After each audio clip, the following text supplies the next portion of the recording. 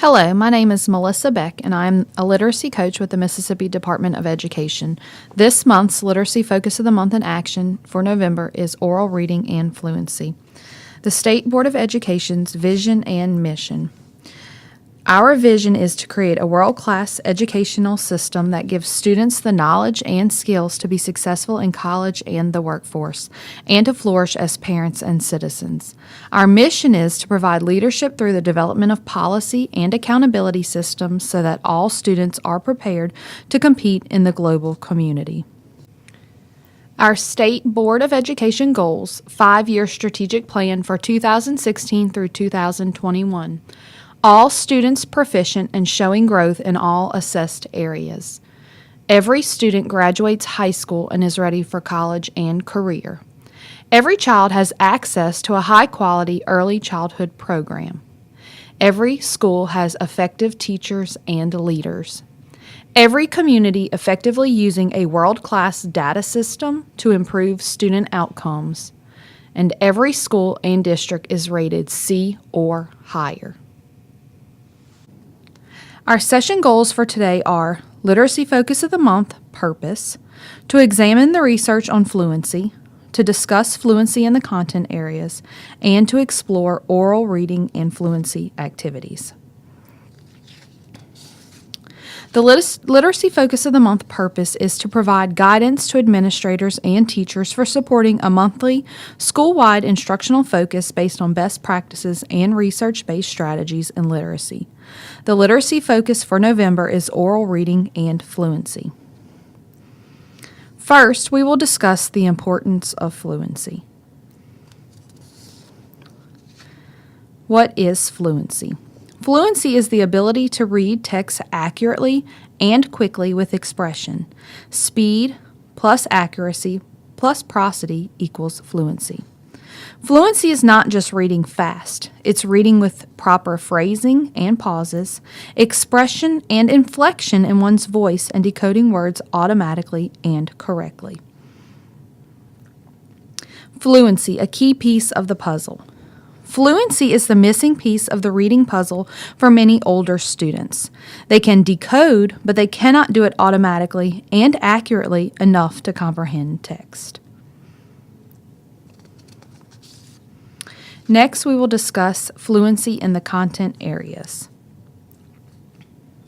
Fluency is crucial in the content areas. Fluent readers have more brain space available for gleaning information from the text. They do not have to spend time and brain power decoding words and information. Their time is spent learning, thinking about what they are reading, and what it means.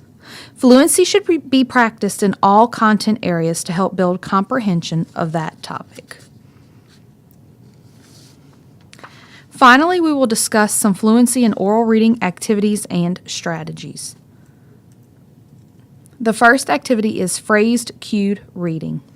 Phrase cued reading is a fluency strategy that helps students read with appropriate phrasing, which allows the reader to process the text in meaningful phrases.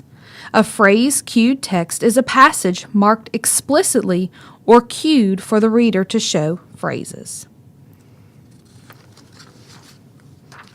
Next, we will look at the phrase cued reading procedure.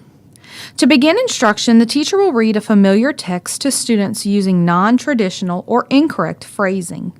Then, the teacher will lead a discussion on the importance of phrasing in our spoken language. The teacher will then select a relatively short passage at the student's independent reading level. This is important because students should be able to effectively decode the words before fluency practice can begin. This passage will be marked with phrase breaks. Mark short pauses or phrases within the sentence with 1 mark, and longer pauses, the end of the sentences, with 2 marks. The teacher will explain the meaning of the marks. The teacher will model reading the passage with the appropriate, even slightly exaggerated pauses. On subsequent readings, the student will read the text using the marks to guide their phrasing. Choral reading may be used for this practice. This can be followed by a teacher-selected oral reading strategy. Below is a phrase cued reading example.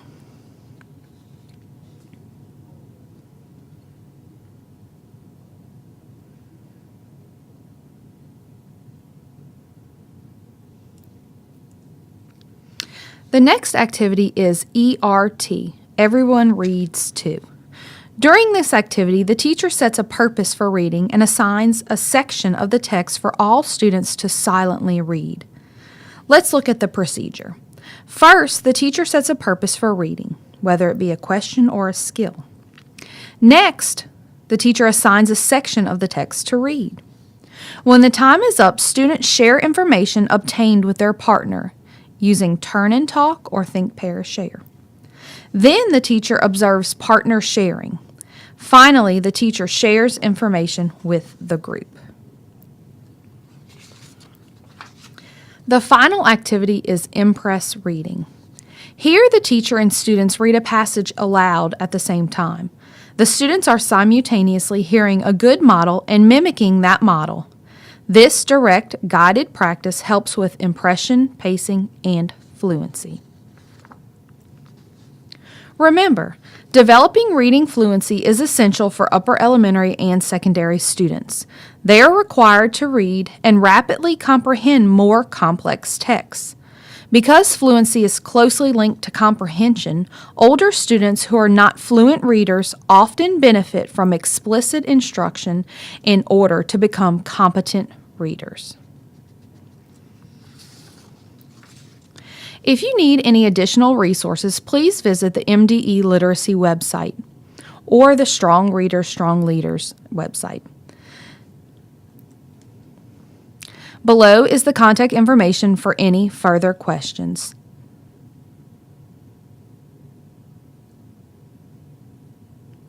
Thank you. Greetings. My name is Elisa Brooks, and I serve as a literacy coach for the Mississippi Department of Education. This month's secondary literacy focus of the month deals with oral reading and fluency. Fluency is the ability to read text accurately, quickly, and with expression. Fluency is important because it provides a bridge between word recognition and comprehension. Phrase-cued reading is a fluency strategy that helps students read with appropriate phrasing and allows them to process the text in meaningful phrases. This activity is located on page 31 of the Literacy Focus of the Month manual. During phrase-cued reading, the teacher guides students into understanding the importance of phrasing while reading through explicit modeling and instruction with text on the student's independent reading level in a small group setting. To complete this activity, teachers will need a short passage on students' independent reading level. The teacher will mark short pauses within the sentences with 1 mark and longer pauses, such as at the end of sentences, with 2 marks. The teacher will also need a copy of the same text with no markings. All right, so you remember we've been talking about the characteristics of a fluent reader, right? Yes. Everything that makes a fluent reader fluent. All right, so today I'm going to introduce a new strategy or characteristic, and that characteristic is phrasing. Phrasing deals with reading as if you were speaking, so reading like it's natural, okay? All right, so I'm going to read a passage to you, and I want you to listen closely and see if I'm reading naturally, okay? And we'll talk about it. All right. The forces that cause volcanoes to erupt are very powerful. Deep inside the earth there is mantle, a solid body of rock. When rock from the mantle melts, it turns to liquid rock. Can you imagine how hot it is to turn a rock into liquid? What do you think about that? I paused too many times? Okay, so it just didn't sound right? Okay, so I paused too many times and it wasn't natural, right? So I wasn't phrasing correctly. When you read, you do pause, right, at certain places. And it didn't sound as if I was pausing in the right places. Is that what you were thinking? Okay, let's talk about where we should pause while we're reading. What do you think? Where does a fluent reader pause while reading? I'll write those up here to remind us. Okay, sometimes at conjunctions. And what type of sentences? Okay, so in the middle of compound sentences. Okay. Where else? When we see commas. Okay. Okay, ends of sentences. Yeah, periods. We won't always see periods, but sometimes they're question marks or exclamation points. Okay. Any other places? Are there only commas in the middle of sentences sometimes? No. Okay, usually we see other types. We might see parentheses, right, or two sets of commas. So I'm just going to put punctuation in the middle of sentences, okay? Does that sound all right? Yes, ma'am. Okay. Yeah, at the end of sentences, right. Okay. And as we're working through this lesson today, if you can think of any other places that we paused, then I can write those up there, okay? Okay. All right, so now that we've talked about that, and I remember where I should pause while reading, I'm going to read this paragraph again, and you tell me if it sounds better, okay? Okay. The forces that cause volcanoes to erupt are very powerful. Deep inside the earth, there is mantle, a solid body of rock. When rock from the mantle melts, it turns to liquid rock. Can you imagine how hot it is to turn a rock into liquid? That sound better?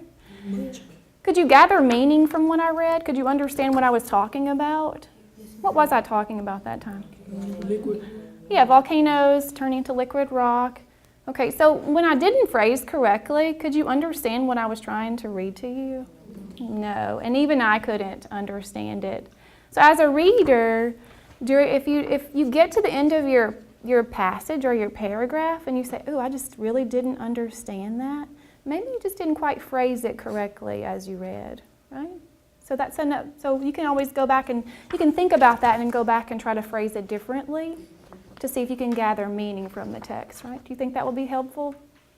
Okay. All right, so I have a different text for you. And we've been studying natural disasters, so we just talked, that was a volcano passage, and now I have an earthquake passage for you, okay?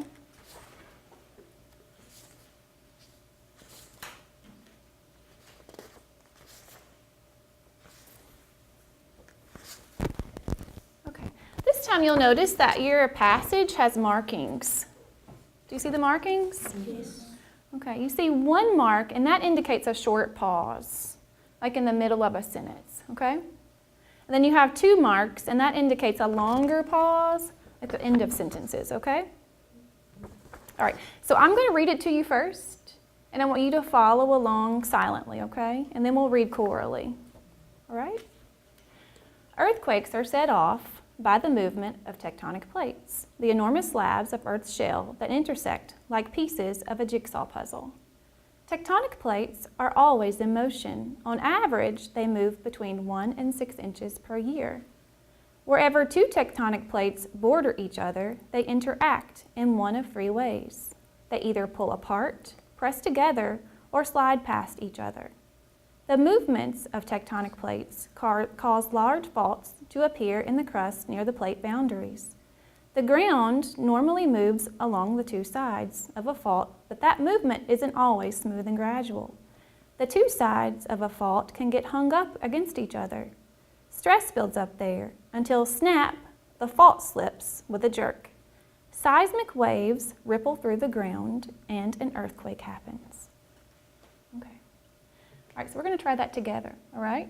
So you pay close attention to the markings, and that tells you where to pause, okay? All right. All right.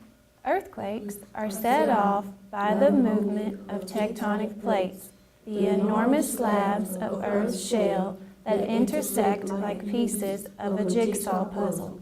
Tectonic plates are always in motion. On average, they move between 1 and 6 inches per year. Wherever two tectonic plates border each other, they interact in one of three ways. They either pull apart, press together, or slide past each other. The movements of tectonic plates cause large faults to appear in the crust near the plate boundaries. The ground normally moves along the two sides of a fault, but that movement isn't always smooth and gradual. The two sides of a fault can get hung up against each other. Stress builds up there until snap, the fault slips with a jerk. Seismic waves ripple through the ground and an earthquake happens. All right, very good. Could you gather meaning from this text? What was this text about? Wonderful. All right, so we were phrasing correctly, and that helped us gather meaning from the text, right? All right, so the next time we meet, you're going to actually read this text independently, showing me that you understand when to pause within text. You're going to read it first with the markings, and then next you'll read it without the markings. Do you think you can handle that? All right, you did a wonderful job. Finding fault. Earthquakes are set off by the movement of tectonic plates, the enormous slabs of Earth's shell that intersect like pieces of jigsaw puzzle. Let's go back and read that phrase one more time, where it says like pieces. Do you see that? Yeah. Okay, read that one more time. Like pieces of One more time. like pieces of a jigsaw puzzle. Tectonic plates are always in motion. On average, they move between 1 and 6 inches per year. Wherever two tectonic plates border each other, they interact in one of three ways. They either pull apart, press together, or slide past each other. The movements of tectonic plates cause large faults to appear in the crust near the plate boundaries. The ground normally moves along two sides of a fault, but that movement isn't always smooth and gradual. Let's stop right there. What do you think a fault is? Like Okay, it says when the two tectonic plates they border each other and they interact, right? It says they either do three things. Do you remember the three things that they do? pull apart, press together, or slide past each Okay, so other. they pull apart, press together, or slide past each other. So what are these? These are like what in the ground? Faults. Fossils. Well, so they're moving, right? They're big plates, and the faults are cracks in those plates, right? So they're like big rocks under the ground, and so faults are cracks in those rocks, and so that's what causes an earthquake when they start to move past each other. Okay? All right, let's continue. The ground. Let's start with the ground. The ground normally moves along two sides of a fault, but that movement isn't always smooth and gradual. The two sides of a Let's fault, start again. Look, the two sides of a fault can get hung up against each other. Stress builds up there until snap. The fault slips with a jerk. let's start that. Let's do that one more time. What is that? Seismic. Yes. Seismic waves ripple through the ground and earthquake happens. All right. Miss Brooks, I got a question. Okay, what's your question? Right here where it say until snap, should we like make a louder?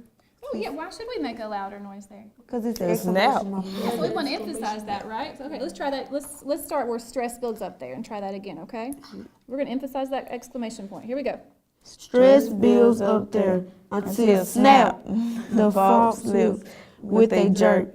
Seismic waves ripple through the ground and earthquake happens. Wonderful. Good job. You're really doing great with that phrasing.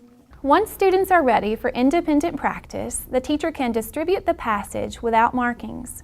Students will read this passage independently to demonstrate correct phrasing. This activity can be extended by giving students a new passage on their independent reading level and having them mark and read the phrases correctly. This activity can be used in any content area.